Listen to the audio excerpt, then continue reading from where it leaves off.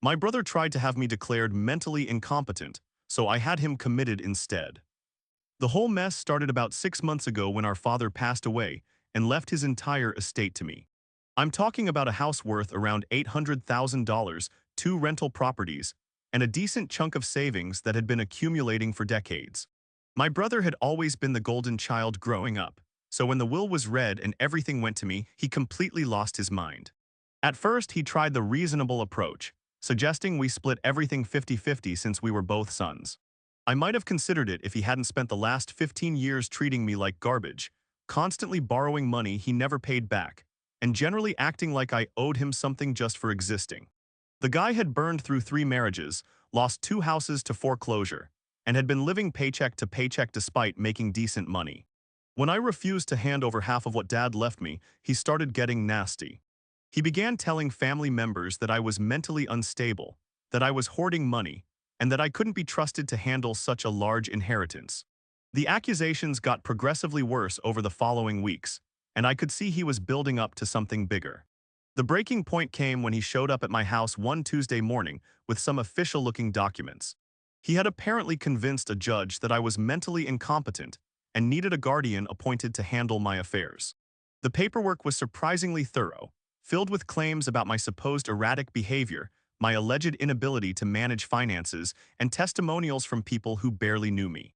I spent the next 2 weeks scrambling to find a good attorney and gathering evidence to defend myself. The whole situation was surreal because I had always been the responsible one in the family. I had held the same job for 12 years, owned my home outright, had excellent credit, and maintained healthy relationships with friends and neighbors. Meanwhile, my brother was the one with a track record of poor decision-making and financial irresponsibility. During this time, I started paying closer attention to his behavior, and what I discovered was deeply troubling. He had been lying to family members about conversations we never had, claiming I had threatened him when we hadn't even spoken in weeks. He was calling my workplace repeatedly, trying to convince my colleagues that I was having some kind of breakdown. The man was clearly desperate and becoming increasingly unhinged. The court hearing was scheduled for a Thursday morning, and I was prepared with character witnesses, financial records, and medical documentation proving my mental competency. But the night before the hearing, something happened that changed everything. My brother showed up at my house around midnight, completely intoxicated and ranting about how I had stolen his birthright.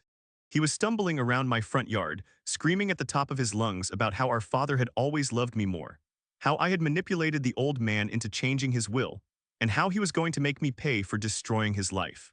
The neighbors started coming out to see what was happening, and several of them called the police when he began throwing rocks at my windows. When the officers arrived, he became even more agitated, claiming that I had called them to have him arrested as part of some elaborate scheme. He was swinging wildly at the air, talking to people who weren't there and making absolutely no sense. The cops tried to calm him down, but he kept escalating the situation until they had no choice but to restrain him. Here's where things got really interesting. As they were putting him in the patrol car, he started confessing to all sorts of things he had done to try to discredit me. He admitted to calling my boss with false stories about my mental state, to forging documents that made it look like I had been making poor financial decisions, and to lying to family members about threatening conversations that never happened. The officers were recording everything, and I made sure to get copies of their reports. But the real bombshell came when they searched his car and found a notebook filled with detailed plans for getting me declared incompetent. He had been documenting his strategy for months, including lists of people to contact, lies to tell, and ways to make me appear unstable. The next morning, instead of defending myself in court, I was presenting evidence of his fraudulent behavior to the judge. The case against me was thrown out immediately, and the judge ordered an investigation into how my brother had managed to get the initial petition approved. It turned out he had provided false information and forged several documents, which constituted multiple felonies. But the story doesn't end there. During the investigation, it came to light that my brother had been struggling with substance abuse issues for years, something he had managed to hide from most of the family. The combination of alcohol, prescription medications, and whatever else he was taking had been affecting his judgment and decision-making abilities for quite some time. His behavior became increasingly erratic over the following days. He would show up at family gatherings and launch into rambling monologues about conspiracy theories involving me, our father, and various government agencies. He claimed that I had somehow bribed judges, that our father had been coerced into changing his will, and that everyone was working together to steal what rightfully belonged to him. The breaking point came during our cousin's wedding reception. My brother had managed to get himself invited despite his recent behavior, and he used the opportunity to make a scene that nobody will ever forget. During the father-daughter dance, he suddenly stood up and started yelling about how our family was built on lies and corruption. He grabbed the microphone from the DJ and began telling everyone about his legal battle with me, but his version of events was completely detached from reality. He claimed that I had been secretly recording our conversations for years, that I had hired private investigators to follow him, and that our father had been afraid of me when he changed his will. The wedding guests were stunned into silence as he continued his rant, becoming more agitated and nonsensical with each passing minute. He started accusing specific family members of being part of the conspiracy, pointing at people and making wild claims about their involvement in his imaginary persecution. Security eventually had to remove him from the venue, but not before he had completely ruined what should have been a beautiful celebration. The incident was the final straw for many family members who had been trying to remain neutral in our dispute. They could see that something was seriously wrong with him, and it wasn't just about money or inheritance. Over the next few weeks, his behavior continued to deteriorate. He was calling family members at all hours of the night, leaving rambling voicemails about his legal troubles and his plans for revenge. He started showing up at their workplaces and homes, demanding that they testify on his behalf in court cases that didn't exist. The situation reached a crisis point when he broke into our aunt's house while she was at work, claiming he needed to search for evidence that would prove his case against me. She came home to find him going through her personal papers, muttering to himself about hidden documents and secret agreements. When she confronted him, he became aggressive and threatened to hurt her if she didn't help him find what he was looking for. That's when I realized I had to take action. I couldn't let him continue spiraling out of control and potentially hurting innocent family members. I started documenting every incident, every threatening phone call, every bizarre behavior pattern. I spoke with family members who had witnessed his decline and convinced several of them to provide statements about what they had observed. The irony of the situation wasn't lost on me. My brother had tried to have me declared mentally incompetent based on fabricated evidence, and now I was building a legitimate case for having him committed based on his actual behavior. The difference was that everything I was documenting was real, witnessed by multiple people, and getting progressively worse. I consulted with a mental health professional who specialized in involuntary commitment cases. She reviewed all the evidence I had gathered and agreed that my brother appeared to be suffering from some form of mental illness that was making him a danger to himself and others. The combination of substance abuse, paranoid delusions, and increasingly aggressive behavior created a compelling case for intervention. The legal process was more complex than I had expected. I had to file a petition with the court, provide detailed documentation of his behavior, and arrange for medical evaluations by qualified professionals.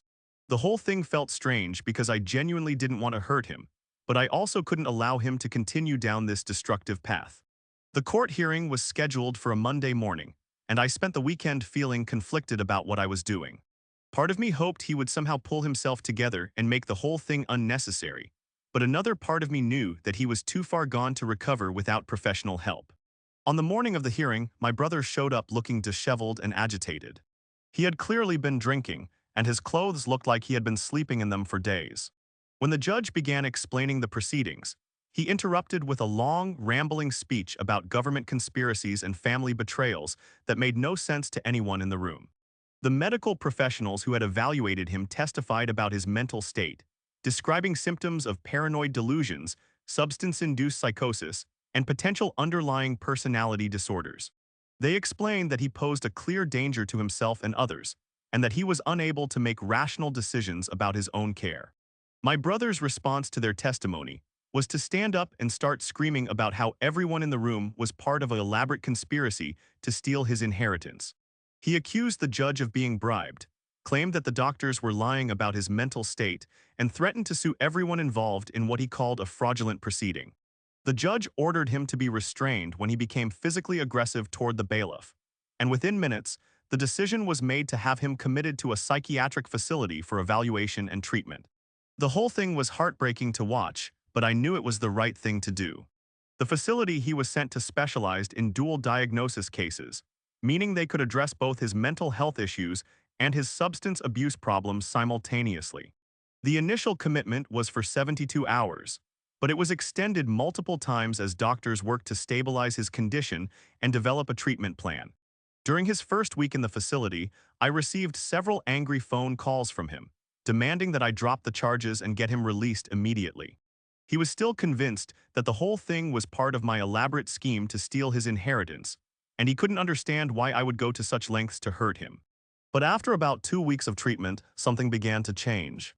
The angry phone calls stopped, and when I finally visited him, he seemed more lucid than he had been in months. He still believed that I had orchestrated his commitment, but he was beginning to acknowledge that he had been struggling with some serious problems. The doctors explained that he had been suffering from a combination of alcohol-induced psychosis and underlying bipolar disorder that had gone undiagnosed for years. The stress of our father's death and the inheritance dispute had triggered a severe manic episode that was exacerbated by his increasing alcohol consumption. Treatment involved a combination of medication to stabilize his mood, therapy to address his underlying psychological issues, and substance abuse counseling to help him understand the role that drinking had played in his deterioration. It was a long and difficult process, but gradually he began to make progress. After 6 weeks in the facility, he was released to a halfway house where he could continue his treatment while slowly reintegrating into society. The change in him was remarkable. He was calmer, more rational, and beginning to take responsibility for his actions during the worst period of his illness. Our first real conversation after his release was awkward and painful.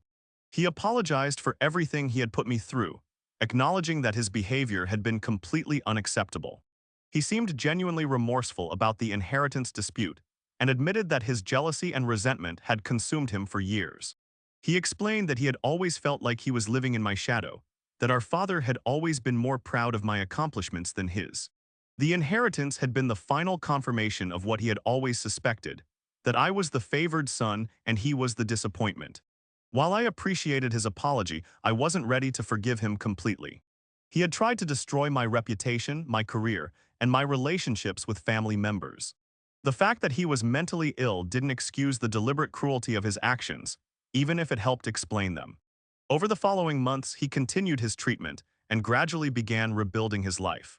He found a job at a local warehouse, started attending regular therapy sessions, and joined a support group for people with bipolar disorder. He also began making amends to the family members he had hurt during his worst period. The inheritance issue was never fully resolved to his satisfaction, but he stopped pursuing legal action against me. He seemed to understand that his behavior had made any kind of settlement impossible, and he focused his energy on recovery rather than revenge. About 8 months after his release, he called me with unexpected news. He had been working with a social worker to apply for disability benefits, and during the process, they had discovered that our father had actually left him a small inheritance that had been overlooked during the initial probate proceedings. It wasn't much, maybe $20,000 in an old savings account that nobody knew about, but it was enough to help him get back on his feet. He was grateful for the discovery and seemed to view it as a sign that he was on the right path. The whole experience changed both of us in ways I'm still trying to understand.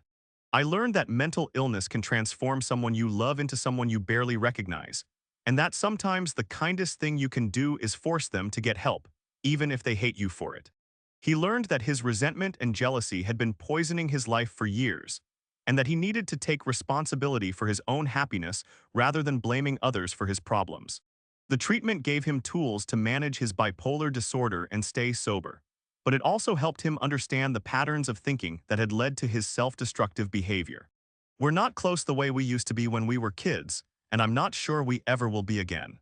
Too much has happened, too many bridges have been burned, and too much trust has been broken.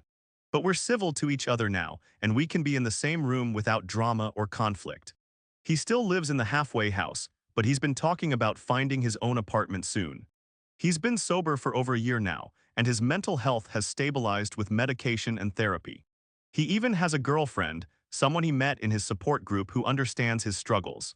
Looking back on everything that happened, I sometimes wonder if there was another way to handle the situation.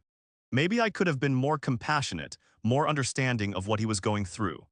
But I also know that he was spiraling out of control and potentially dangerous, and that someone had to take action. The irony that he tried to have me declared mentally incompetent and ended up committed himself isn't lost on me. It's a reminder that sometimes the people who are quickest to point out others' problems are the ones who need help the most. In his case, the projection was so complete that he couldn't see how his own behavior was becoming increasingly erratic and destructive. Our family relationships have slowly begun to heal, though some damage may be permanent.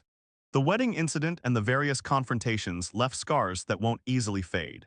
But most family members understand that he was sick, and they're willing to give him another chance as long as he continues with his treatment. The whole experience taught me that inheritance disputes can bring out the worst in people, revealing jealousies and resentments that have been simmering for years. Money has a way of destroying relationships, especially when it comes to family and perceived fairness. In our case, it nearly destroyed my brother's life and our relationship permanently.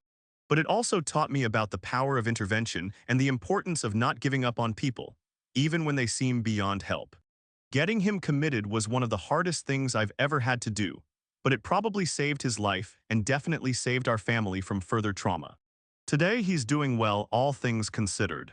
He's not the same person he was before his breakdown, but he's not the same person he was during it either. He's somewhere in between, still struggling with his demons but equipped with better tools to fight them. And sometimes that's the best outcome you can hope for in a situation like this.